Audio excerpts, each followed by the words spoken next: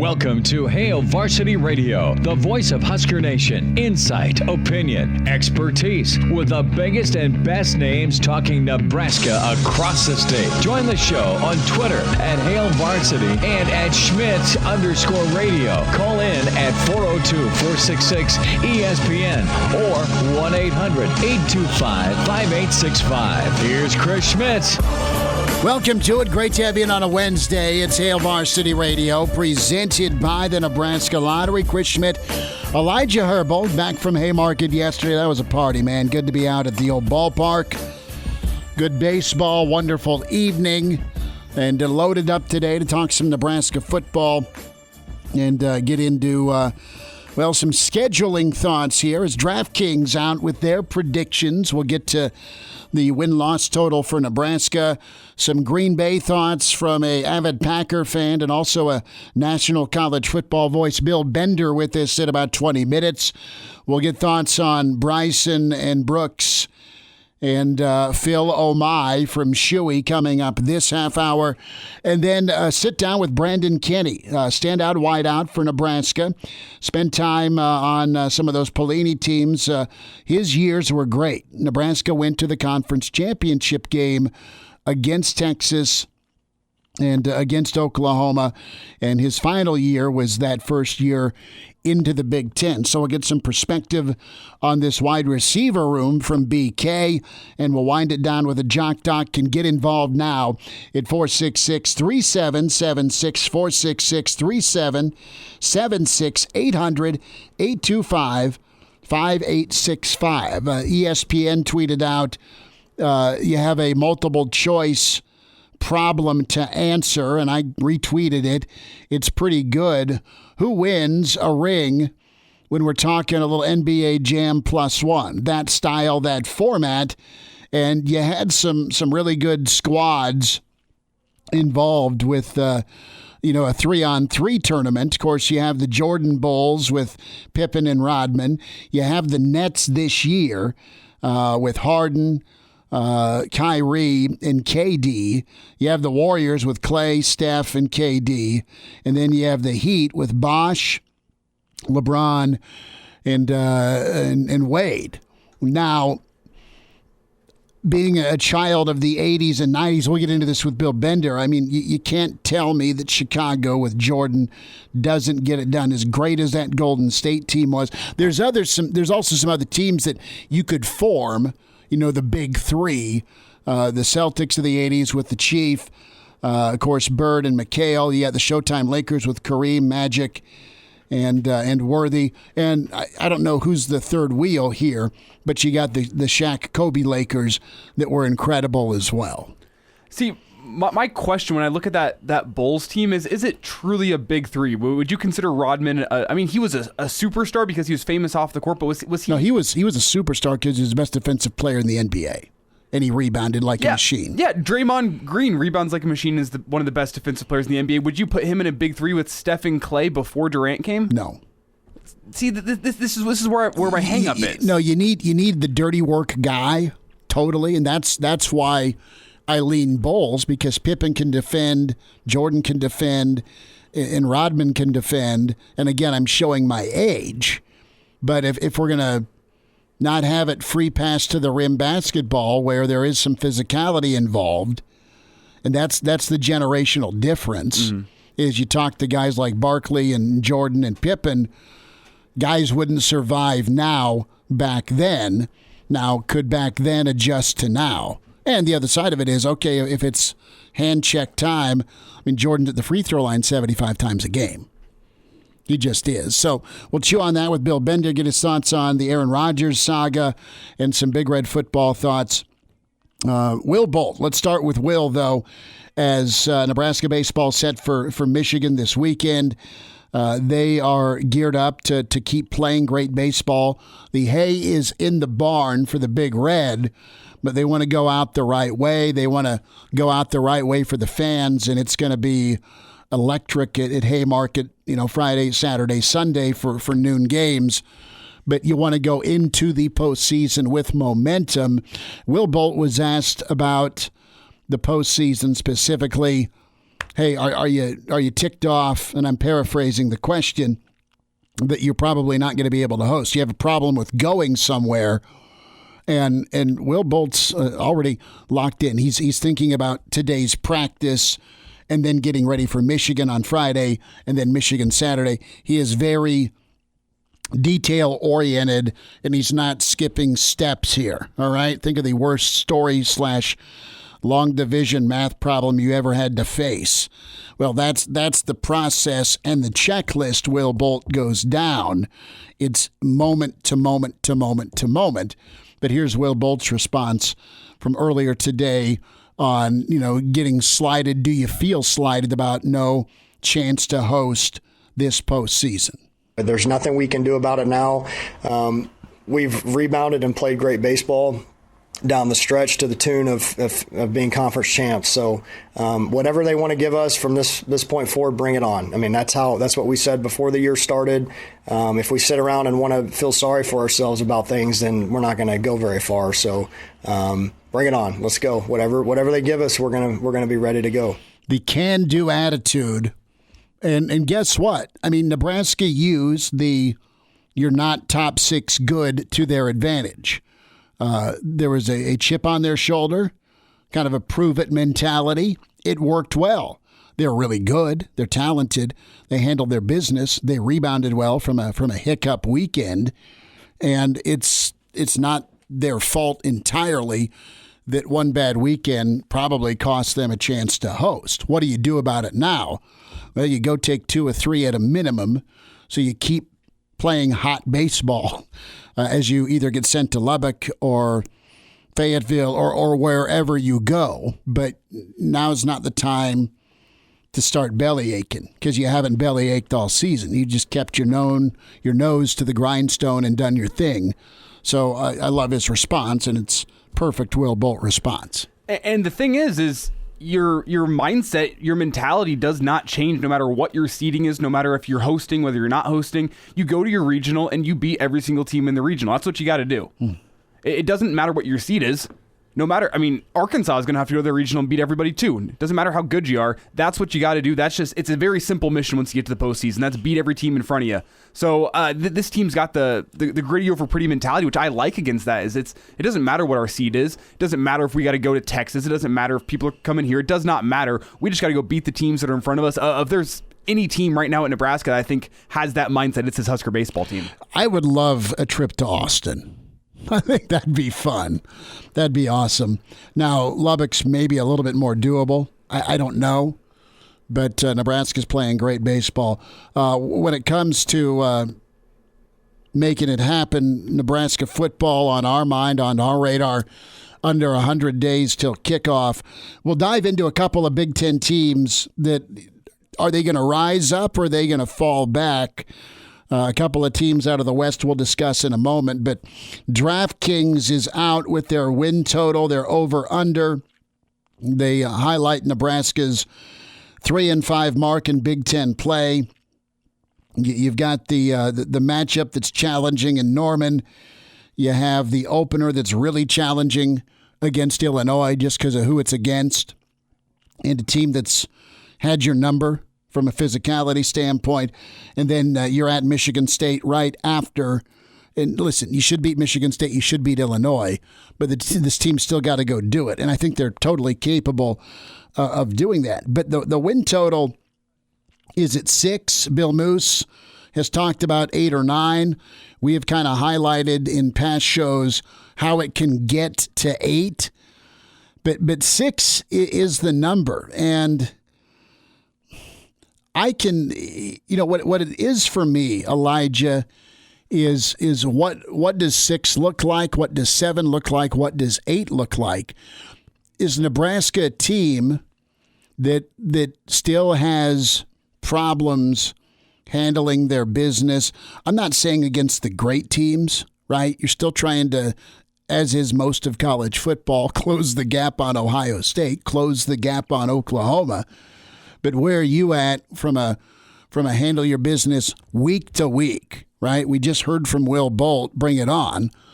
Great. They've shown the ability to compartmentalize and be in the moment and win that day, regroup, go do it again. Nebraska football has had some nice wins, not enough of them, and they've had some head-scratching losses. Is Nebraska going to be a team in 2021 that is able to turn that proverbial corner and stack some wins, right? Do you start out 1-0? Do you start out, let's zoom out a minute, 3-0? And then if things don't go well in Norman, do you rebound? And do you get it handled? Do you get it handled on the road the following week against Michigan State? Nebraska has the ability, the coaching staff, the talent to beat a lot of teams on their schedule. They have a chance and should be in it with the Northwesterns. They should be in it with the Iowas. But I think there's a reality where you can't overlook anybody.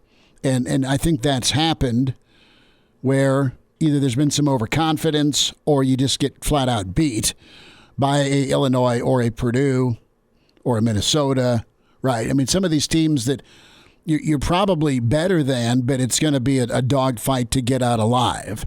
So can Nebraska in 2021 to get to 6 or beyond handle some games against some teams that either they're coin flip or, all right, you should be, on paper, you're better. Talent-wise, you're better. Can you make it happen that Saturday afternoon or evening? Yeah, and what this past couple of years has taught me is that the difference between 5-7 and 8-4 isn't always that much. It's so thin, man. I mean, like, you can have 4 plays throughout the season that can affect 4 entirely different game outcomes and give you 4 more losses on your schedule. 4 plays. I mean, it can be as simple as that, as a lapse of concentration for 30 seconds once a game throughout the entire season. It can change your whole season entirely. That's what the difference is. And while that hurdle seems small to be able to get that concentration, that step up, the consistency that you need, it's been a big hurdle for this Husker football team, and it really seems like it's the last hurdle that they got to jump over. Well, you nailed it. It's one moment in time where you cover the kickoff return. It's one moment in time where you make a block on a third down play. It's one moment in time where there's not a holding penalty or a false start, right? And it's one moment in time where you're set up to make the pass and catch in the end zone in the red zone. You can go circle probably 50 plays in 20 losses this tenure and say, man, what happens? I mean, sorry to go like DeLorean revisionist history here, but what if the flea flicker's incomplete in Boulder in 2019? Right? All of a sudden you're like, oh, damn, this thing's close now. Or you don't throw that interception as the game's tied against Illinois, or Cruikshank doesn't take one back against you to retake the lead after you just tied it against Wisconsin, or you get a couple of stops, so it's either a longer field goal each time in Lincoln or Iowa City. You don't let Iowa run the same play 3 straight times on your home field in their last possession. Like, it's the tiny little things that just they just irk you as a Husker fan. And they're sick of hearing about it, and they'll do their damnedest to make sure it's better. So from a rise and fall standpoint, it's too easy to just kind of write off Northwestern because they lose Hankowitz, their coordinator. They're reloading it. They're trying to figure out who's at quarterback. They lose a lot of their defense. They lose some first-round NFL talent. And Pat Fitzgerald has never gone back-to-back years with a win percentage of 65% or greater. Okay, and now there's been some years where he's built up, but I don't think he's stacked a couple of 10-win seasons. He's had it rolling. They've been very, very good.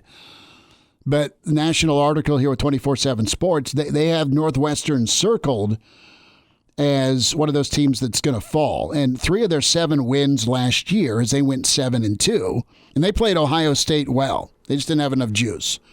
3 of the 7 wins were by 1 possession or less. And some years, when you look at Northwestern's 3-9 season, it totally went the other way on them. They had a great defense and no offense. So Northwestern's pegged to take a step or two back. I'll believe it when I see it. They always kind of find a way. Wisconsin's kind of circled to rebound because of what they have coming back. Their receiving core was really dinged last year. They've got a run game they can lean on. They've got a quarterback that's coming back. The thing about Wisconsin is their schedule. Penn State and Michigan come to Madtown. Northwestern and Iowa come to Madtown.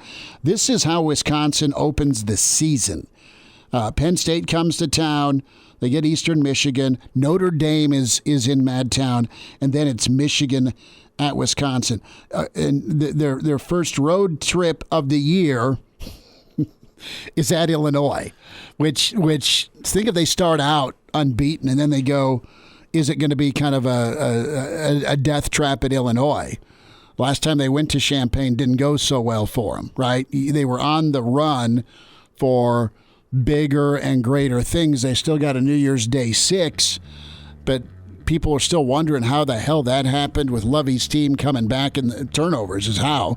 But that was a problem for Wisconsin last year. So I could see there's a lot of tough games for Wisconsin, but most of them are in Camp Randall, and they end it with Iowa, with Nebraska in Camp Randall. Then they got to go to Minnesota. Yeah, and it comes down to the quarterback, Graham Mertz. Does he have a sophomore slump, or does he rebound and improve upon a good season last year? Bill Bender's next sporting news. It's Hail Varsity. And now, back to Hail Varsity Radio. Back into it. It's Hail Varsity Radio, presented by the Nebraska Lottery. Let's talk some football and World of Sports with Bill Bender. Sporting news at Bill Bender 92. Bill, what's going on? How is your Wednesday? Yeah, I'm doing well. Thanks for having me on, Chris. It's good to run you down, and we got a lot to get into, but I want to jump into the NBA and the social media pick one. Who's chasing a ring, right? And we're talking some dream team opportunity here with the 3-on-3 setup where you got an A, B, C, and D, and ESPN tweeted this out. Jordan, Pippen, Rodman, Klay Thompson, Curry, and Durant. They went 16-1. You got Wade, James, and Bosch with the old Heat, taking my talents to South Beach. Or you have the Nets this year with Harden, Kyrie, or Durant. Are you veering away from the Jordan dominance? Because I'm not. I'm a child of the 80s and 90s, man. I mean, where's Magic, Worthy, and Kareem? And, where's Bird, Magic, or Bird, McHale, and Parrish? I mean, you could probably win with those guys, too. So I think out of that group that they showed, I'd probably pick Jordan, Pippen, Rodman. Now, when the Warriors added Durant and that group of three was healthy, it did make the finals not fun with LeBron on the other side. Sure. So they're the only one of the kind of the modern group that I would entertain because they just thoroughly dominated the finals for 2 straight years and probably would have won another one if Durant didn't get hurt. Very fair. Now, are you on the Spurs wagon when you get Duncan, Ginobili, and Parker? I mean, yeah, they were good too. And I mean, the NBA, this is how it works. It thrives on dynasties. I don't know who you would consider the third wheel. Now, is it Schroeder? Is it Caruso? Is it one of those guys? That's pretty good if they find a way to weave through the 7th seed here and go on to win the NBA Finals. And obviously Durant, Harden, Kyrie, that's pretty explosive too with New Jersey. So, and as you know, the games has changed. The eras have changed. The way it's watched has changed. The arguing has changed. I mean, we bicker about it all day on social media. So, but again, I'd probably take that MJ, Pippen, Rodman trio, and they didn't lose in the finals. It comes down to that. Well, how many games? Let me flip this around. How many games would Longley, Kerr, and Kukoc win? Probably not as many, but I mean, it's more about that's that Phil Jackson system, though. I mean, what about are we going to throw Kobe, Shaq, and Derek Fisher in there? I mean, Derek Fisher would probably be the third wheel there, if not Ori. I mean, you get a good shot, but the Jackson system from the 6 Bulls championships to I've said kind of a lot of the time that, I mean, the next most dominant team in my lifetime was probably the Lakers with Kobe and Shaq. And I think the Lakers with Kobe and Shaq would probably beat the Showtime Lakers, who are my favorite team of all time. But it's just because at that point in their careers, Kobe was coming on as a borderline Jordan-type player, and Shaq, of course, was unstoppable with the Lakers. So, I mean, they're probably the next best team that would have been tough to beat. You know, and we can go Big Shot Bob in there, too, with because he was on some of those Laker teams, wasn't he? And they had some of the same. I mean, Rodman played on those teams. Rick Fox played on those teams. They had shooters. They had all the pieces that Phil Jackson has that made it work. So, I mean, again, they did beat the Spurs. The Spurs, I think, this stat holds true. I don't want to throw myself out there, and I'm pretty sure the Spurs never beat the Lakers in years when they won the finals. So, in other words, they didn't have to go through the Lakers. Right. And that's not always their fault. But when the Shaq Lakers and Kobe Lakers matched up with the Spurs, I was always taking the Lakers in those series. Well, it worked out for Shaq and Kobe. Bill Bender's with us here on Hail Varsity Radio. So I got to ask you, how are you coping post Kenny Mayne, Aaron Rodgers interview? I mean, it is what it is. I think they're either going to resolve this before the season starts or they're going to trade him. And that's reality. I'm always going to be a Packers fan. Obviously, there's some level of disappointment if they can't work it out. But if Aaron Rodgers doesn't want to play for the Packers and doesn't want to play for those guys, then that is what it is. It sounds like the feud is directly with the GM and the president. And as I've heard on the radio from several other people and read often, I mean, if Aaron Rodgers wins this battle and the GM is fired, it's going to set a dangerous precedent for the rest of the NFL. That's why I don't think it's going to happen. It's always the player that moves in these situations because this isn't the NBA. I mean, you know what I mean? Sure. No, I get you. So you're not thinking that come week one it's going to be Jordan Love starting quarterback for the Packers? Is that what you're saying here? I mean, I think it's going to go one of two ways. It's going to be either Rodgers is traded here sometime this summer, probably to Denver. That's just the place that makes the most sense to me because John Elway's gone down this road before with Peyton Manning and created a Super Bowl contender in a hurry. And if so, then either Jordan Love or Blake Bortles will start for the Packers. It'll probably be Love. You've got to throw him out there at that point. Or, and this is kind of the scenario I thought is going to happen all along, just if you look at the financial implications of a trade now versus next year. I think they're going to mend the fence to the point where Aaron Rodgers plays one more year in Green Bay. And if you look, they signed everybody. They kept everybody they could. They couldn't really sign anybody else. But I think they go for one more year, and it's fitting that we're talking about it because I think it'll be a last dance of sorts, and then they'll give Rodgers his wish and trade him. Bill Bender's with us, Sporting News, Hail Varsity Radio. Bill, some thoughts here on the match coming up June 6th. You've got Tom Brady and Phil and Bryson and Aaron Rodgers, and there's already been some sniping on Twitter with Brady towards Rodgers laying up, of course, because he won't go for it. And then you've got Koepka off the top rope tweeting, "Hey, I'm so sorry, Rodgers." Tweeted, "Sorry, you got to spend the day with Bryson." Yeah. let's just get Bryson. A lot of meme material, hasn't it? Oh, completely. And last year at this time we were scrounging for that event, and now it's just another good sporting event. I've seen that meme 100 times, like everybody else this week. Be entertaining, and again, it's like the longer that Aaron Rodgers and the Packers haven't come to some sort of public resolution in a very public feud, then I'll probably draw a few more eyeballs, and be interesting to see what Brady and Rodgers say back and forth. I mean, in my book, they are the two best quarterbacks in the NFL, two of the top. I mean, Brady's the best, and then you got to put Rodgers there in the top 5 or 6. So you're dealing with two of the greatest quarterbacks of all time and two really good golfers, and it should be a lot of fun.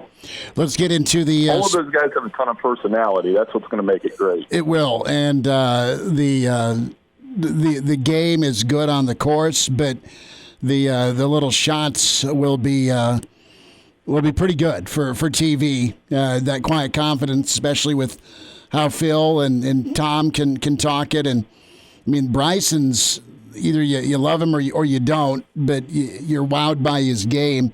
I want to get into the preseason sporting news top 25 that came out this week, Bill, and you've got Bama and Clemson in the top spot, Ohio State right there, and well represented the Big Ten. Indiana checks in at 15, and you can find the full list sportingnews.com.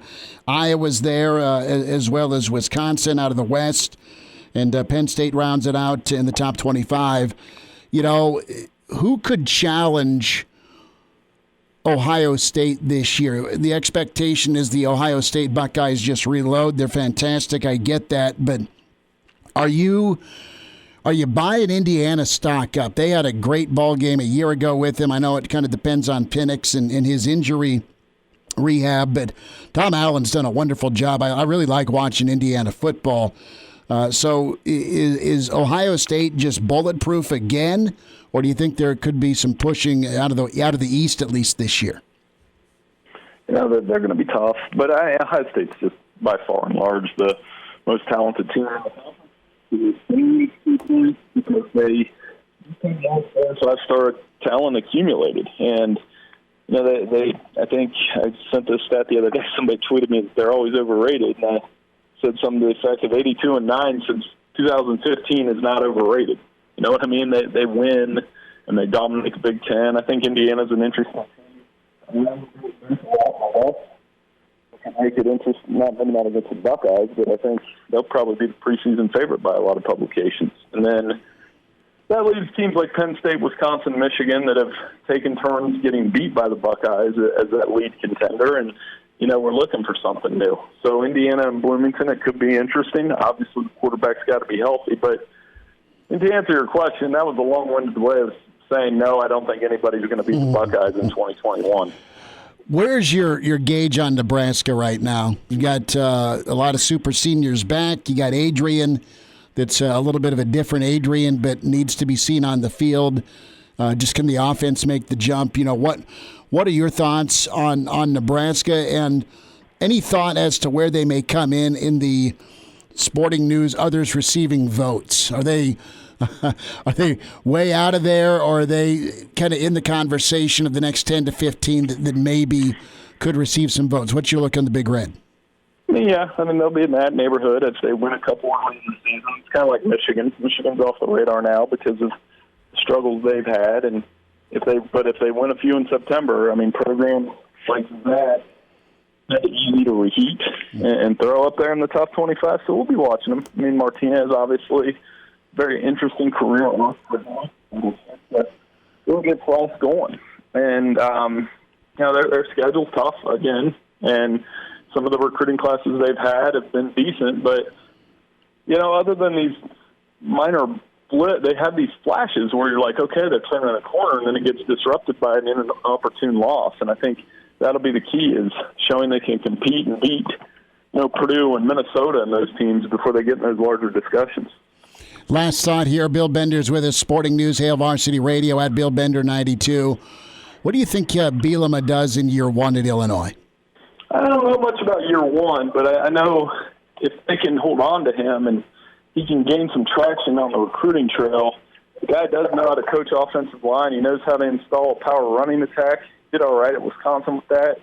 He did all right at Arkansas for a while. He just wasn't, to me, fit matters sometimes. And fit in the SEC, he wasn't there. And he will be highly entertaining, as a quote, when we do Big Ten Media Days here in a couple months. And I think in the long haul, he can help that Illinois program kind of get off the mat. So the Big Ten West got more interesting with them. I mean, all we cared about with Lovie Smith was his beard. Mm-hmm. I think they'll compete, but it probably won't be this year. Bill, good to get caught up. We'll do this again. We'll talk some more ball as we get closer to Indy and beyond. Thanks for the time. Hey, no problem, Chris. Thanks for having me on. He's in his 30s, but sounds like he was born with a stogie in one hand and a brew in the other. Now, say my name. It's Schmitty on Hail Varsity Radio. I got the body of a taut, preteen Swedish boy. Back into it, it's Hail Varsity Radio, presented by the Nebraska Lottery. He is dodging chip shots probably my putts and some unfriendly fire off the tee. It's rolling at Wilderness. We say hi to Mike Schuart. Shuey, what's the good word? You got your football helmet on. Yeah, there's a lot of stuff going on, man. It's officially golf season. We got outings going. We got play going. I got my divot dog starting next week. We got fittings. It's officially summer. That's a good thing, though. It is, man. And you know what? I can't wait to get out. I know I need to carbon copy today's temperatures for the weekend because there's no baseball for us, but it's going to be a little chilly, but it'll still be golf weather because you know what? There's time to do so. And Shuey, let's spend a second before we dive into Phil and Brooks and the Hulk, right? I want to hear about them divot dogs because you guys are all about teaching the right way, competitive, but also the fundamentals. But you guys win, and that's really awesome for kids too. Yeah, I mean that's kind of the whole package that we like to preach. And the nice thing is, it's like if you do it this way, you conduct yourself this way, you know, it gives you the chance to win. And we're super fortunate that we've been very successful. So it helps us kind of, validate our message, and what we stand for, and kids buy into it. So it's fun. I mean, we have a great time with our kids. We have a great group of kids, and the winning is just kind of a bonus on top of that. But if you do it the right way, man, you always have a good chance to win. Tell me about what you've seen the game of golf do for some young kids when it comes to dealing with adversity. It's one of the greatest games I think I've ever seen, if not the one that will teach you adversity, because golf is a game that is designed to make you fail, if you think about it. So it's like if you play golf, is it easier to make a birdie or a bogey? Or double, or worse? I'm good at doubles, babe. So it's actually a game that it's always testing you, or it's always challenging you, and it's always trying to make you fail. So it's like it teaches you how to persevere, and how to keep at a task to want to succeed. What is succeeding? It all depends on your skill level, but bogeys for some people are really good. Pars are really good. Birdies are good. So it's just one of those games that it's always testing you. It's always trying to break you down, but it's always, you're always challenged to see if you can overcome that, and you're doing it all the time. So, that's the fascinating part and the beautiful part about the game. Mike Schuart's with us, Wilderness Ridge Golf, Hail Varsity Radio. Our usual spot with Shuey is he's got a busy day, 100 patrons, and then, of course, fitting and divot dogs. And check out wildernessridge.com for more info on membership. The Aquatic Center is going to be nails. Of course, the Golf Academy, the facility, the clubhouse, the steaks and the bourbon or vodka for me on the deck. I mean, it's wonderful. Shuey, I got to ask you about Phil and what Phil accomplished. And I know you were working. I know you were busy, but I'm sure you had time to get glued a little bit here to the PGA Championship. What wowed you most about the weekend? Just his play. I mean, I was very impressed that he was able to maintain that for 4 days. He's still an unbelievable player, obviously, but the older we get, the harder it is to sustain that, and for him to sustain that for 4 days and do what he did was very impressive. I mean, that's a really, really, really hard golf course. That's probably one of the hardest golf courses I've ever played. Probably the toughest event that I played in was on that golf course. It's just relentless. And, it kind of suited Phil because you're going to have to get it up and down, and he has such a great short game, and he did that. But he also hit a lot of really good shots, and, he has a lot of experience that helped carry him through. I mean, it was really fun to see. I mean, and the oldest player ever to win a major, that's pretty impressive. That's awesome. When we talk about Kiowa Island, I mean, you have the wind, you have the water, and I don't know. It looks like some of the fairway was painted in because it looks so narrow, Shuey. I mean, Exactly. Is that the most difficult course, or is it top 3? It is, no question, especially when the wind gets blowing, which it's right on the ocean, so it's always blowing. So it's like, it's a demanding golf course all the way around, and there's just no room on it. You have to hit it relatively under control because you'll hit it in the water or hit it in the gunch in a heartbeat. So it's like super difficult, super intimidating is really what it is on the tee. And even a lot of your second shots, it's just super intimidating golf course that you slip up one little slip and you're paying the price. Shuey, how'd you do? When we played, there was a hurricane coming in. So in the tournament, they started us earlier to try to get ahead of the hurricane, beat the hurricane that was coming in. Well, they missed their forecast, and so we were kind of right in the middle of it. So it was 45-mile-an-hour wind. Oh. Yeah. On that course. Oh, my God. On that course. So, at that time, I don't hit it short, and that little par 3, the island green, 17, I had a bust 3-wood to it. Oh. And I was just hoping to get it somewhere on land because, it's just brutal. So, man, Mike, put it this way: it was our National Club Pro Championship, so a lot of good players in that. 2 guys broke 80. Jeez. 77 and a 79. Everybody else shot in the 80s. I shot 85 and felt pretty good. You should, with 45-mile-per-hour winds. Mike Shuar with us. We're talking PGA Championship. So, last thought here, Shuey. Team Koepka or Team Bryson here with the golf video leaked, the frustration by Koepka. What'd you think of that leaked by the Golf Channel? Or the interview with the Golf Channel, anyway? Steel cage match all the way. Do it. Get them in there. They got to. That would be awesome. Put it on pay-per-view, that would be worth watching. Who are you cheering for? Or, I know you can cheer against both, but someone's got to win, I guess. Yeah, I don't know. That's going to be kind of like Psycho Ninja Master against the Hulk. So it's Oklahoma, Texas, and you want both to lose. Exactly. I just want to see them beat each other to pulp, so I'd be happy with any outcome then. Well... Is Brooks making too big a deal about it? And I know he was annoyed by Bryson's comments about how well he putted and acting like nothing was bothering him, after Friday's round. And Brooks is like, dude, it was impossible to putt. And then his train of thought. And then walking through his shot. Was that an accident or intentional? I think that was Bryson. Bryson is in his own world, man. He just walked what he does. He walked right behind him, not knowing that he was doing that. And obviously Koepka took offense to it.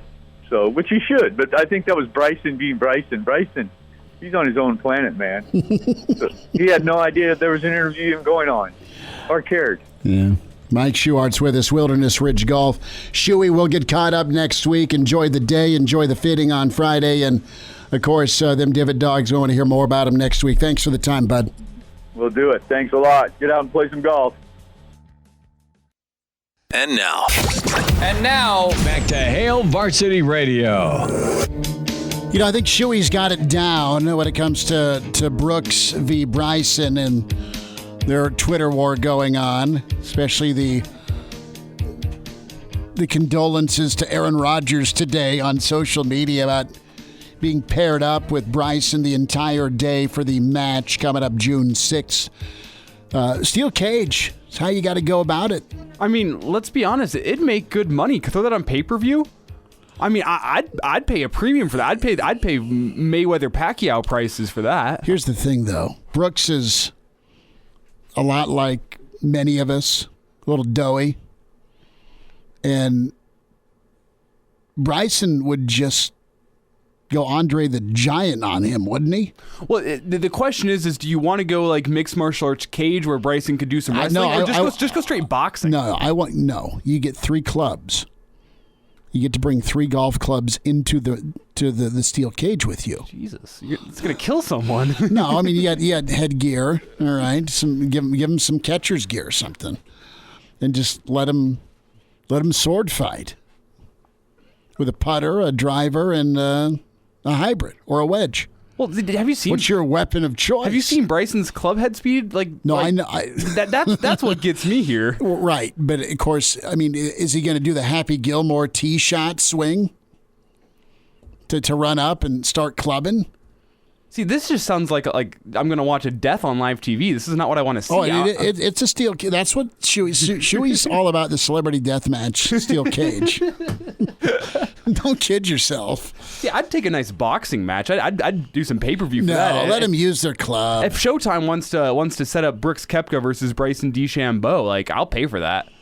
Well, I'll get the popcorn. That'd be great. It'd be all right, and I don't want any testing done beforehand.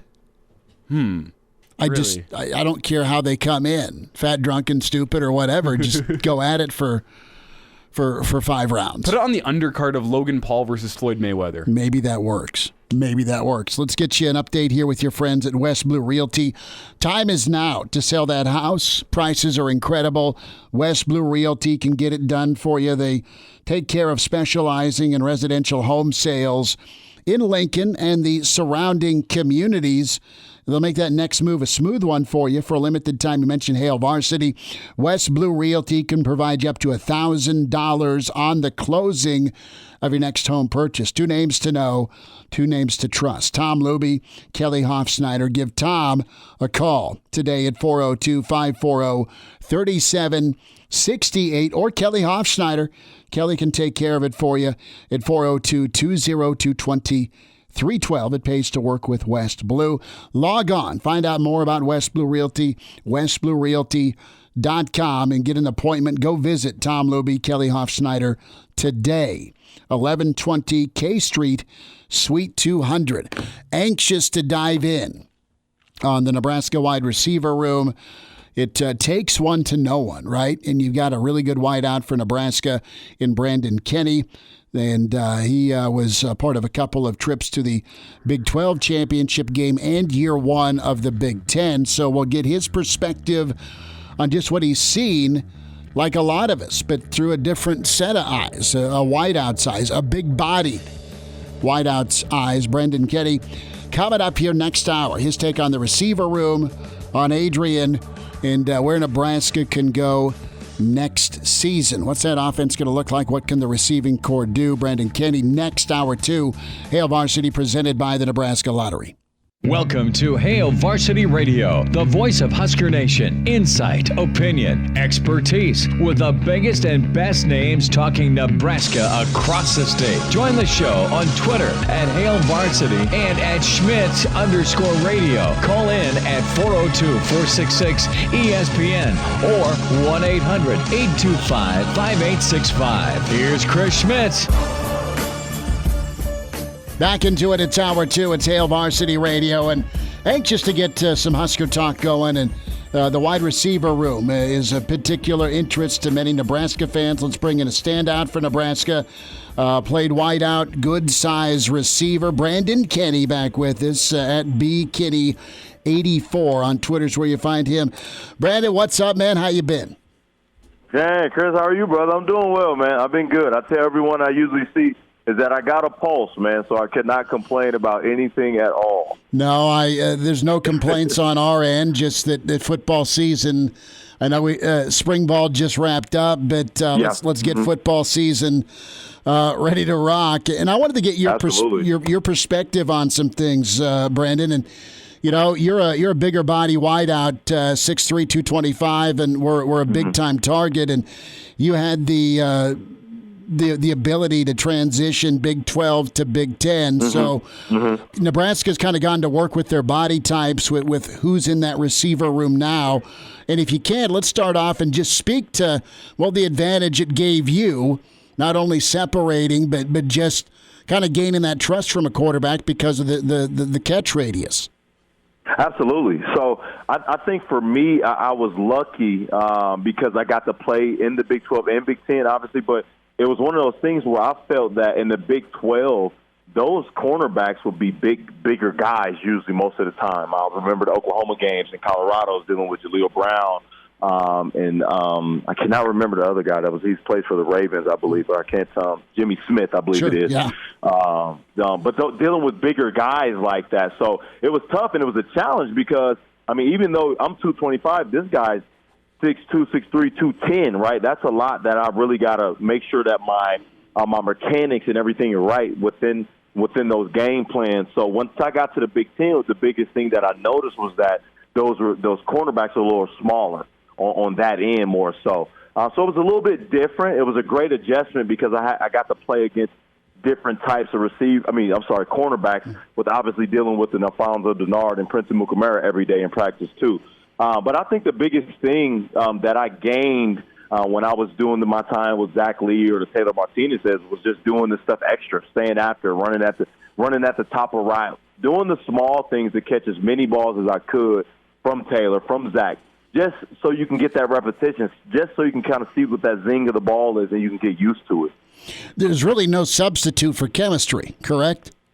Yes, absolutely. I agree. I think that's absolutely true, and I think that it shows how much you care when you're doing that back end stuff. I mean, I even look at it now when I'm preaching and coaching the kids.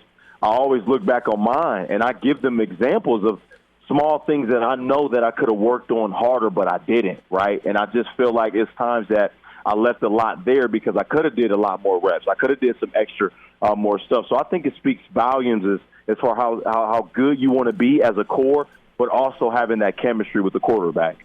Talking with Brandon Kinnie here on Hail Varsity Radio. And Brandon, I look at a guy like Samori Toure, and he's been playing at Montana State, and now he comes to Nebraska and is going up against a guy like Cam Taylor-Britt and other guys in the secondary. Just how important is it to be going up against those high-level guys day in, day out in practice? I think it's great because you're getting those looks every day in practice. And I didn't mean this in a disrespectful way when people would ask me this, but they would say, well, who was the best DBs that you ever faced? And I'm like, I mean, we faced some good DBs, but I played against Alfonso Denard and Prince Mukamara every single day. So, it was a challenge every day. I had to really come with my hard hat on, ready to work, ready to grind, ready to really, really work my craft to get better. And going against guys like that, I mean, you come to the game, it's like, okay, I'm good. So that competition level is really, really good because it builds camaraderie, but it also builds that, like, we're together. We're doing this together, and we're one of the best crews. Like, we want to walk and talk like that. Did Fonzie just mug you? I mean, seriously, he's not the tallest dude, but man, he just murdered folks, and he did it really at a high level for New England, of course. But I mean, how'd you get off of him?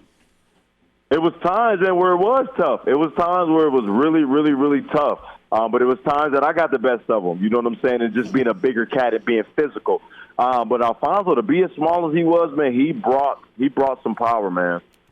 Tell me what you think of the receiver room. I know you watched the spring game, and that's not a great window because of just how vanilla ice cream it was. But Toure's a guy that can work outside, but, man, he can be nice in the slot. You saw a slant route with him. Oliver Martin's been at a couple of big-time schools, and he's athletic as all get out. And then also your takeaway on Omar, who needs to get on the field and stay on the field. You see the talent there. Yes. No, I love it, and I love seeing it. And like you said, like I didn't get I was super, super excited about the spring game because I wanted to see a little bit of air.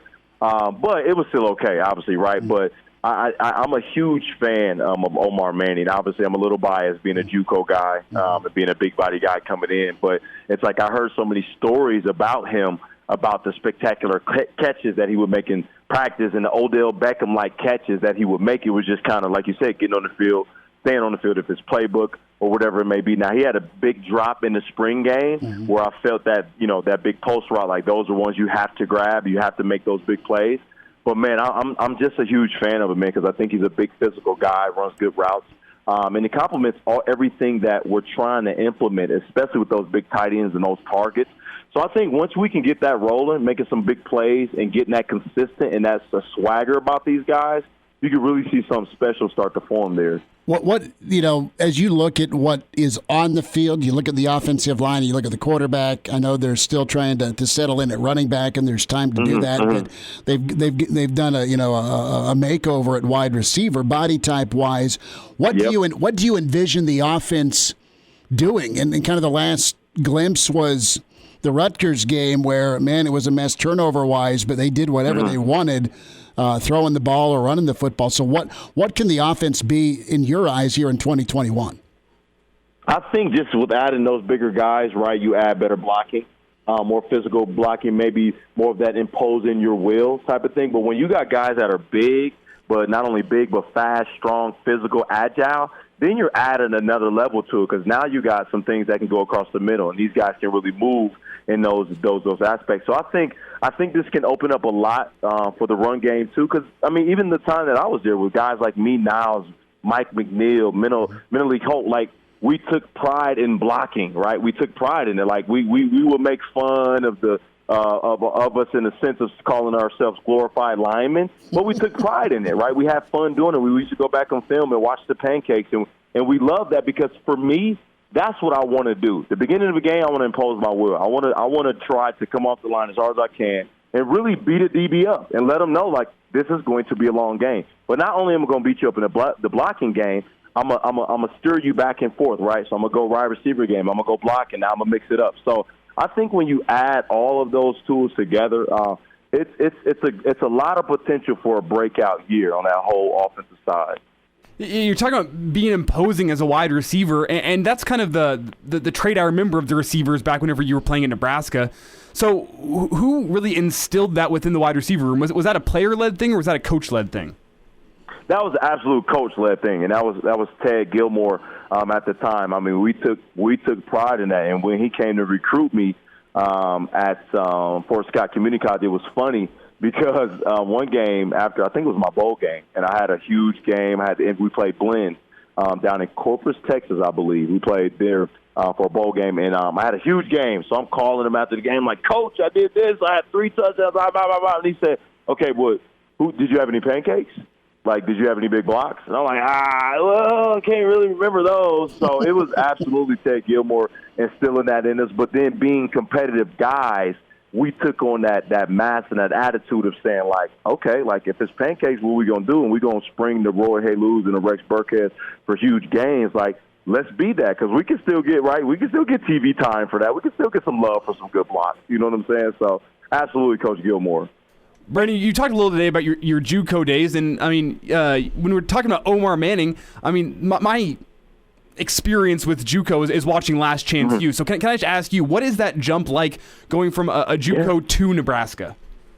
It can be overwhelming, right? Because the first thing you try to do is you compare your playbook to your old playbook to Nebraska's playbook, right? So you try to take the easy route to start, because you're just worried about getting on the field. I want to play, and that's what I was doing. I was comparing plays. Okay, this play is called this, and this is different. But I'm coming from a one play call type of thing to a whole West Coast offense. You can't do that. And once I got there, I think they saw that I was doing that, and they told me immediately, like BK, that won't work. Can't do that. So once I really sat down and got in the playbook, started to understand it, started to really get through in the fire, it was kind of a thing that I just had to work my confidence up into it. You know what I'm saying? I think it's always great if you can graduate early. I was a guy that came over in the summer. But I feel like if I would have graduated earlier, too, I would have had obviously a big head start on it. But, yeah, it could be a huge leap, because I had my dauber down for a while before I finally got a chance in that Iowa State game that we lost 7-9. But I had a few catches to kind of gain some momentum in what I was doing there. Few minutes here, Brandon Kinnie with us talking Nebraska football 2021. Of course, BK, standout wideout for Nebraska, 09 through 2011. And follow him on Twitter at bkinnie84 is where you can find him. So you just touched on that transition. And, Brandon, what was the grind like to get through JUCO and then get the payoff with the Nebraska out there? And then two of your other really close buddies and teammates, Levante and Yoshi as well, all ending up at the same spot. Yeah. No, it was the grind of it is real, because it's something that I wasn't expecting because I didn't know what it looked like. I felt disappointed in myself because I didn't go Division I right out of high school. But in hindsight, it was absolutely the perfect situation for me to learn because I needed to learn expectations. I needed to learn how to work hard and figure things out. So to go to a place like Fort Scott, right, and have to go through the gutter of things, like it made me really, really appreciate Nebraska and appreciate what I had there because it's so funny. I always tell this story. When I went to Nebraska, and, after you come out of the weight room and you got the landing area, and I don't know if they've switched that up. I think they built something different within that. I'm not for sure. But when I was there, you come out the weight room in the landing area where you had the dispensers of, like, the Gatorade and the different color things, whatever that you wanted. So I just remember going up there and trying to get some Gatorade, but they had water, and then they had cold water. And I was like, oh, I made it, dude. I got a different type of water I could get. So it made me really, really, really appreciate what I had. Like, dude, I didn't have any options of any of this stuff. So it was it was a fun time, and it made me really look at, dude, I really accomplished something, like being in the Big 12 championship my first year in Nebraska in a Dallas new stadium. Like, my neck hurt so bad because I just looked up at the Jumbotron the whole game. It hurt so bad after the game because my neck was just in that position. So it really, really made me appreciate those things. And then to have my friends with me, right? Like to have guys that I really grinded with, that I learned how to be a better man and grow up with, was awesome. And I knew it was going to be a long shot, but I just told myself, I got to try. I absolutely have to try. And it was so funny because I remember when Levante went on his visit to USF, and his girlfriend at the time was going there. So they were calling me and like, BK, what is he doing? What's happening? I'm like, I can't get a hold of him. I don't know either. I'm like, but he said he's coming, so he's fine. So after the days he went down there, he turned his phone back on and he called me. He's like, BK, man, I just wanted a free trip with my girlfriend. He was like, I'm coming to Nebraska. We're like, okay, cool. All right, we're good. So it was good. It was good. I am so thankful to the Lord for my opportunities and the things that I got to see when coming to Nebraska, because, I've literally created long life friends with all of these guys, and just to be around something that was so camaraderie built in such an awesome tradition, man, I'm forever grateful for that. So was it Eckler blowing your phone up? How was this working? Yeah, it was all of it. It was Eckler, it was Bo, it was Carl. I'm like, he said he's coming. Yoshi had graduated early at that time too, so he was so mad. He was like, I swear, if he played me and ditched me, we made a pact. I'm like, Yoshi, relax, bro. Like, he said he's coming. He's coming. So it was funny. It was a fun time. What's that phone call like from Carl? Oh, no, it's crazy. Yeah, it's so funny because my first visit that I came here, it was me, Jason Pierre-Paul, and Jaquan Williams. They both went in, obviously got drafted. Jaquan got drafted, I believe, the 7th round, and then Jason Pierre-Paul, obviously. But once we took our visit and we came back home, and I had made my decision, but Jaquan and Jason were like, we're going to USF. So when I was signing my letter of intent, Carl was there at Fort Scott, and then Jason came by, and he was like, hey, Coach, I just want to let you know that, I'm not coming, but I just appreciate everything. And then Carl was like, okay, well, you just made the biggest mistake of your life. And I was like, oh, God. And I'm like, oh, man, really? This is JPP. It was too late for me because my name was already signed. I'm like, what? What happened? That's so good. Yeah, man. So awesome. Borderline Hall of Famer and guy that's legit, got rings, right? Yes, right. Awesome. That's pretty good. It's Brandon Kinnie. A few minutes more with Brandon Kinnie. Get his take on Adrian Martinez. How are things going to shake out for Adrian? A big year for Adrian. Think he can be big time, and we'll spend some more time. Great chat here with the former Husker wideout, doing great things in the community as well when it comes to his faith and of course, training youth in the Nebraska area. So more with Brandon Kinnie. And another pick 3 to talk about this with headsets. It's Hail Varsity on a Wednesday. And we're back. Fellas, think we could listen to the radio lesson? On Hail Varsity Radio, presented by the Nebraska Lottery. Yes! That's awesome! Brandon Kinnie back with us at bkinnie84 on Twitter is where you find him. Brandon, last thought, we'll get you out of here, but what's your take on Adrian, man? Adrian's started his own podcast, and he sounds like he's really comfortable. He's had the hype, and he's had the pressure, and you can understand the pressures, but I don't think any of us get what it's like to be a quarterback in Nebraska. I agree, and I think that's one thing that we, if you want to say, took for granted with Taylor. I mean, because there was some things that I used to think like, man, Taylor, what are you doing? But it's like, imagine being an 18, 19-year-old kid, a quarterback from Nebraska, right, from California, and you're here and everybody's talking about you. Like, yeah, certain stuff you don't know how to answer, right? You're just figuring it out. You just want to get out of it. So I definitely understand trying to navigate through that. So it's hard, and I have a lot of grace for that. But I just think he's overdue for a great year to go from the, Heisman freshman year, oh my goodness, to kind of like, what's wrong with him? Is he hurt? What's this? What's that? I just think he's overdue. So I think this is an awesome year. It's going to be an awesome year for him. I feel like he's put the work in. He looked good from what I saw at the spring game, from the little small things and running. So I hope it's a great one for him. I really, really do. Brandon Kinnie with a standout Husker at bkinnie84. Brandon, what are you doing, man? I know you said you're preaching. I know you said you're training. So give folks a heads up with where they can hear you. Yeah, absolutely. So I have just started my own training business. So it's called Alliance Sports Training. If you want to go to register your athlete, anything like that, please go to the website, alliancesportstraining.com. But we just want to give opportunity to all kids in whatever situation at an affordable price to really get in here and work not only their skills, but build their faith and their character development first. So that's the mission. That's what I'm after. We're getting ready to start Alliance Youth Nights June 7th at Emmanuel Fellowship Church, where we will be doing like Bible studies, and we'll be eating, and then we'll have options to play some games and sports and arts and crafts and things like that. So, man, just kingdom building, man, and just using my light, man, that God has given me to just change generations, man, to really, really change generations and implement what this life is all about, man. Brandon, good stuff. We'll do this again. We'll love hearing from you, and thanks for taking time. Absolutely. Thank you guys so much, man. Be blessed.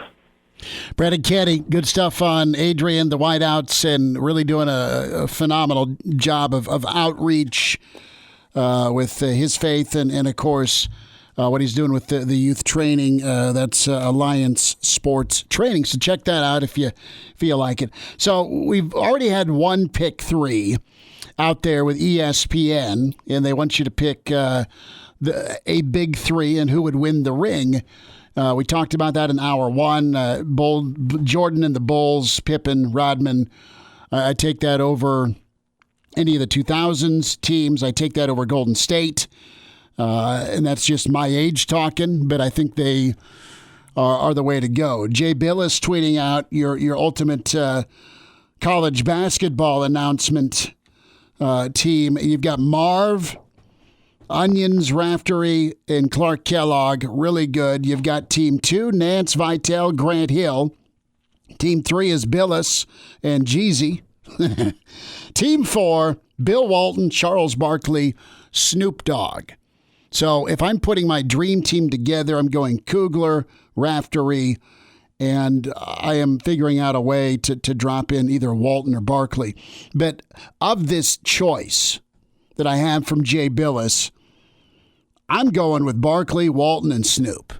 I mean, I know it won't be as polished, but hell yes, it will be entertaining. So here are some of Bill Walton's greatest hits. You either love Bill or you tolerate Bill, but this is pretty good.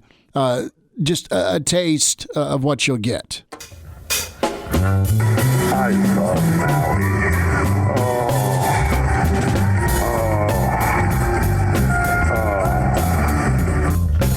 There it goes. There it goes. Deep to left. There it goes. And gone. It's gone.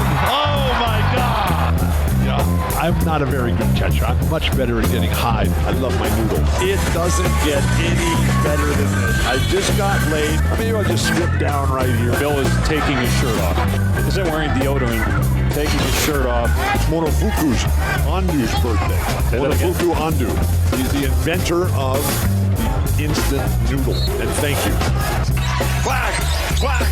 People doubted whether you actually drove to Temecula. No, I went to Temecula and brought you some dirt. Don't. You do it like this. You get it. You sort of rub it on. You get it, and then you just sort of, okay, now I'm ready to go. It's National Popcorn Day, please. Party on. It's a wonderful day. It's Oregon. The sun was out. Come on. Little help from the Grateful Dead. Casey Jones there. But that was your face, Elijah, when he was talking about Maui. He was getting a massage outdoors in Maui. Okay, I mean, it sounded graphic of nature, in nature. But no, he's just getting a massage. He had his face down, and they had a camera pointing up to his face, and someone's just going to town on his back, he's had more surgeries on his back than Tiger, with his elbow. And just go, oh, Maui. the Bill Walton moment that always gets me is whenever he's got the cupcake with the candle. Oh, yeah. He eats the candle while it's lit. It's like he's Tuco putting a cigarette out on his tongue. Oh, man, Bill Walton, I love. But I think you're discounting Jay Billis a little bit. Oh, Billis is awesome. He's phenomenal. But I mean, Jay Billis is one of my favorite follows on Twitter. He's wonderful. And Raftery's, he's legend. Onions. He's just good, and he's entertaining, and he's your crazy uncle/grandfather, and he knows the game. But Walton, Dave Pasch is special to be able to put up with that. But going through some of those clips, some of the footage is incredible because Walton's just out there doing his thing. And I mean, he brought some special herb to rub all over Pasch. Dude, my dream interview is to get Bill Walton someday. Oh, that'd be incredible. I will keep emailing him, and he'll keep ignoring. I feel like we'd have to get Mike Babcock in though to get some some informed Grateful Dead questions. I'm not enough of a deadhead. No, I could navigate through. I just would want Babbers to sit in because Babbers is awesome. And I think Babbers would have a fun time kicking it with Bill Walton. And I don't care about talking about sports. I just want to talk about whatever with Bill. I'd love his take on Hoiberg and hoops. Now, I had a chance to, I think I interviewed, and I have it on CD. That's how old it is. But I interviewed John Wooden 3 times. And that was great. But it was really early in my career, and I'd burned the interview. It's just cool that I got a chance to talk to John Wooden. See, I have a former roommate, one of my best friends in high school, and he is a big Grateful Dead fan and a big Lakers fan, so Bill Walton is his absolute hero. If you ever got Bill Walton, I'm sure I'd just send him a text, and he'd just have just the entire encyclopedia of things to ask Bill Walton. No, Bill, he's just fun, and he has his own character, and he's kind of a cartoon, but I mean, he was a great player, wonderful sixth man. It's too bad about his injuries, but no, Bill Walton's got to be on that list. But the list we're talking about: Snoop, Bill, and Barkley, because Barkley's hilarious too. Barkley knows his stuff. The question I want to pose to you then is: if you're putting together a dream commentary team for a college football game, you got a color commentator, a play-by-play guy, and a sideline reporter. Who's your top 3? Who are you putting in there? From a play-by-play standpoint, this is in anyone alive or dead at the time right now. So we got to go alive, don't we? Then sure. If you want to, if we're going greatest of all time, it's Keith Jackson. I know, and it's hard to not put him in a list like this. But if you're just going commentators that are currently in the industry right now, and I know Musburger to me is college football. He's incredible. Color guy, oh man, there's a ton of them. I mean, to be straight, I mean, I'm drafting Pavelka, period. I'll watch the game and listen to him. That's how I grew up. As far as color analyst, who's my favorite NFL color analyst? I think Aikman's good. Romo? Yeah. Give me Pavelka, give me Romo, and they already got their sideline guy. We'll get Searles on the sideline. Now, what's your opinion on Gus Johnson? He's one of the Gus is legends. Money. Yeah. Gus is awesome. Joel Klatt's phenomenal too. We'll talk to him at Media Days, but no, I mean, I think I think Gus is awesome, but Gus just needs to dial back the volume a touch. Now, when it's a big time play, he's money. He's on it. Says the guy who does high school play-by-play. See, I don't like critiquing. I mean, and Kugler's incredible, so he's totally on a list as well. I need to go pull up that call of Gus Johnson with the Kenny Bell block. Oh yeah, because what did he say right after? Something like, if you don't like that, you don't like college football or something like that. Yeah, he got heated with that, but it's understandable. Numbers to get in, 466-377-6800, 825-5865. Can email Chris at HaleVarsity.com. I have an email from Jim. We were talking over-unders earlier, and this from Jim. As far as over-under, I will probably take the over. There must be some results this year, no excuses. Jim's email says, look, Nebraska needs to upset someone they weren't supposed to beat. That said, I'm worried about them losing a game they shouldn't. And the way, and I think Jim's 1,000% on this, you want to win the West, you got to be 7-2. You can drop a game within your own division, a game, and your crossover is very, very important. Listen, you have Wisconsin's crossover we talked about, but they get him in Madison. Nebraska's crossover this year, 2 of the 3 obviously are in Lincoln. It's Michigan, doable. It's Ohio State, no thank you. And then the timing of your third crossover to start kind of the second season of Big Ten play, you start with Illinois on the road, but then you also start at Michigan State after Oklahoma. So 7-2 gets it done. Log jam at 6-3. The thing to circle is if you get 6 or more, that number is pretty big with not having a slip-up game. Right? Do you split with Wisconsin and Iowa? Do you split with? Do you go 2-1 in your crossovers? We'll wind down on Wednesday. It's on Hale Varsity. And we're back. Fellas, think we could listen to the radio lesson? On Hale Varsity Radio, presented by the Nebraska Lottery. Yes! That's awesome! Back with you, it's Hale Varsity Radio, presented by the Nebraska Lottery. Time for a Jock Doc Wednesday. Lincoln Orthopedic Center. Dr. Brandon Seifert is with us. Dr. Brandon, how's it going? Man, I am great. How are you guys doing? We are good. Looking good for the weekend. Going to cool down a bit. Maybe a little golf, a lot of baseball. But you have different types of hand injuries that happen in Major League Baseball, specifically with pitchers, and there's been a ton of, crazy, wacky, weird injuries with Major League Baseball, be it Jeff Kent's alleged dog tripping him back in the day where he had a wrist fracture, Sammy Sosa throwing his back out sneezing, a wink, wink, nudge, nudge, and now we go to Cleveland where pitcher Zach Plesac has injured his thumb. Tell us what a non-displaced fracture of that pitching hand, that right thumb is. What are we dealing with here from a pitching standpoint? Yeah, great question on it. Where's this thing out of the thumb? So obviously there can be a variety of areas in that thumb where this can be.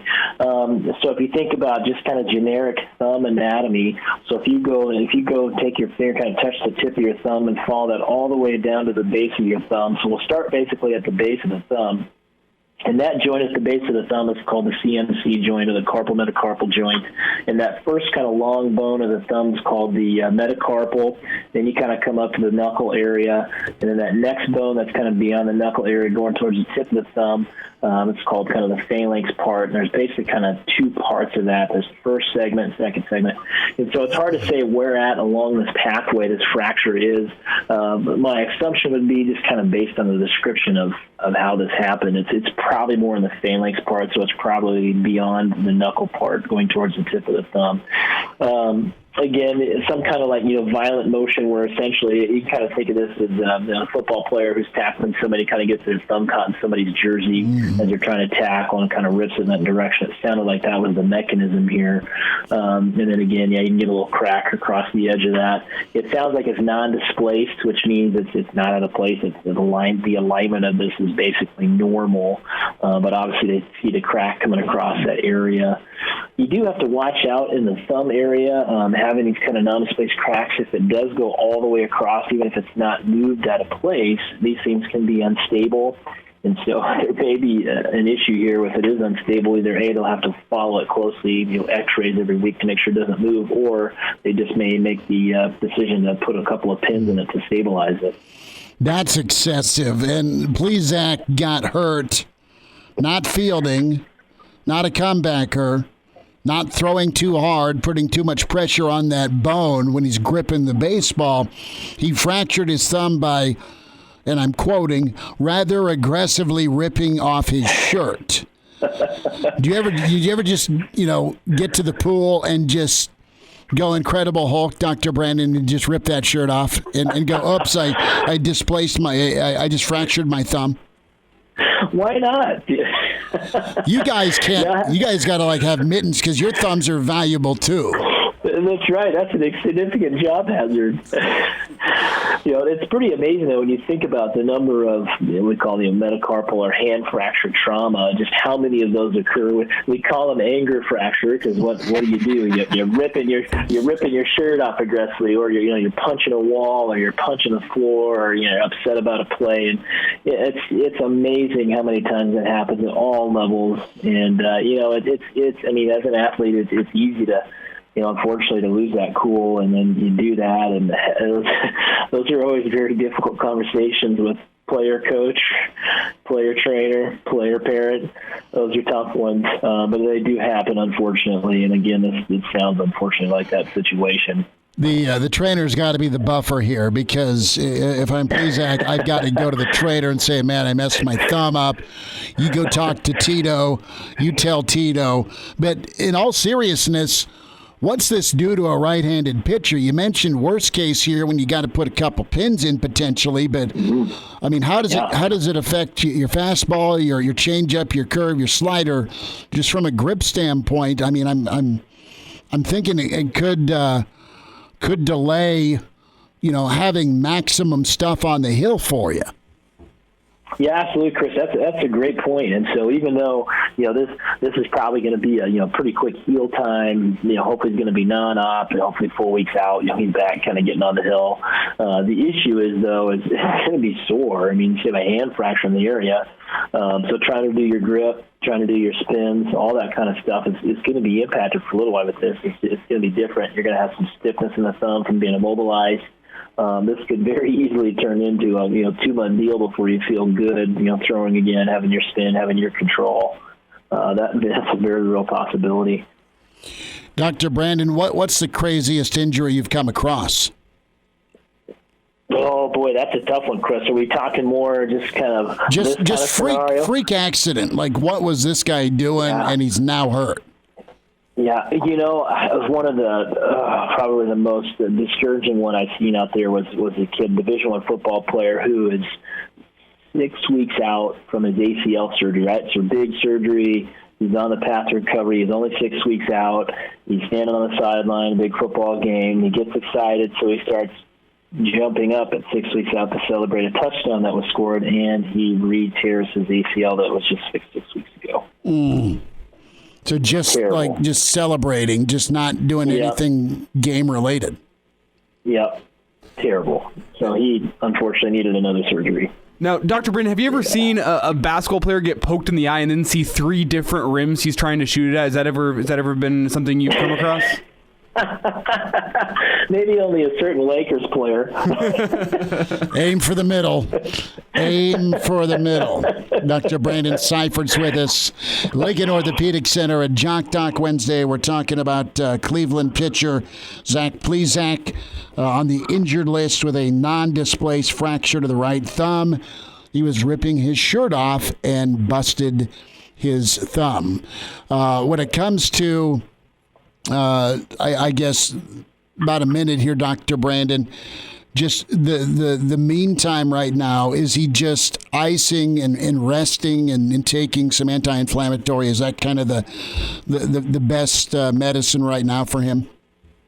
Yeah, there's no great kind of fast healing treatment on this. It's basically immobilize it, whether it's splint, cast. You're immobilizing that area, give those bones a chance to heal without trying to introduce any micro motion to try to get them to heal as fast as you can. But it literally is just kind of a sit and wait, unfortunate kind of process. Dr. Brandon Seifert with his Lincoln Orthopedic Center at Jock Doc Wednesday. And thumb injury is detrimental to pitchers. Last thought here, about 15 seconds. What's the timeline here? If he doesn't need pins, when can he be back? It's 4 to 6 weeks? Yeah, I think so. I think probably more 6 to 8 weeks, more of a safe bet. Just in terms of, but they probably won't take the immobilization off till about 4 weeks, so he probably doesn't really start throwing until that point. So I bet probably 6 or 8 weeks. Dr. Brandon, we'll get caught up again. Thanks for a few minutes today. Sounds great, Chris. You guys take care. Good stuff from Dr. Brandon. Really enjoyed the Brandon Kinnie discussion. Nebraska's wide receiver room. Bill Bender, Sporting News, got us going earlier today, loaded up tomorrow on Hail Varsity Radio. We'll get you that guest lineup on the way. Hail Varsity Radio, we're presented by the Nebraska Lottery. Miss us? Come here, brother. Give me a hug. Bring it in for the real thing. We're on call for you. Catch the podcast at hailvarsity.com, the ESPN Lincoln app, or download them on iTunes. Saddle up, partner. Back to Hail Varsity Radio.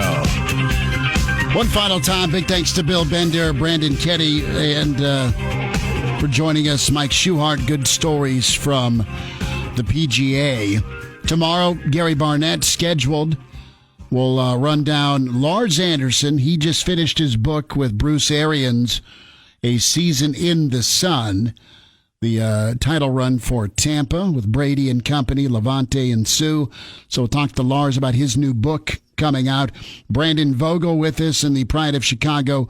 Danny Burke, Burke's Best Bets. Pick his brain on some NBA postseason action. Reminder about buckling up. And there's over 1,500 crashes each year in Nebraska involving an impaired driver. Driving drunk, buzzed or high, never acceptable. Law enforcement officers are working every day to stop it before it becomes something that affects you. People are killed or injured because of drunk driving. If you're going to drive, don't drink. If you do drink, designate a sober driver or get a ride share. A DUI costs more than you think. Brought to you by the Nebraska Department of Highway Safety Office. So you are done with the bachelor party weekend. Now you're getting ready and geared up for the wedding weekend for your brother. Yeah, now I've just been sitting on YouTube watching as many best man speeches as I can, trying to make sure mine is up to snuff. It's got to be A1. Don't think it and nail it from the heart. I don't know how close you and your bro are. I imagine pretty close.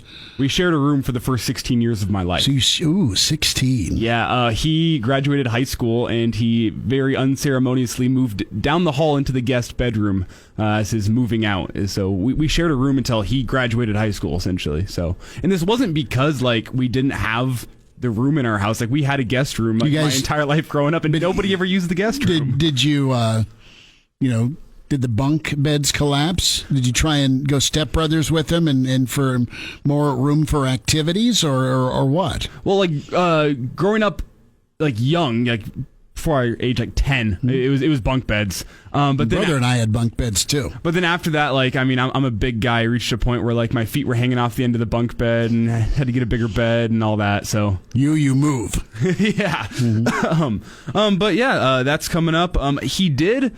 I'm not sure if I told you this. Very late in this process, he texted me. He's like, "Hey, I realized I forgot to run this past you. Could you MC the reception?" And I'm like, yeah, I guess, but don't you have a wedding DJ to do that? Yeah, I was like, what's in it for me? I feel like most MCs get paid, and I feel like you're doing this because you don't want to pay me. Hey, by the way, so do have a heads up from our media partner, 1011 Weather Center. Tornado warning issued for Rollins, Decatur, Hitchcock, Red Willow, counties till 6 tonight. And you got some nasty, nasty weather out west. Yeah, and I saw this from Reed Timmer from the show Storm Chasers back in the day, if you remember that. He posted a photo of a large tornado north of Binkelman, Nebraska, down in the southwest corner. Yeah, so McCook, USA, it's where Grandma and Grandpa were from. And, it is not good southwest. You're in potential activity after midnight here in Lincoln. And if you're in central Nebraska or up in the Northeast where you hear Hail Varsity Radio, be cautious and careful tonight. Back at you tomorrow at 4 with Hail Varsity, presented by the Nebraska Lottery.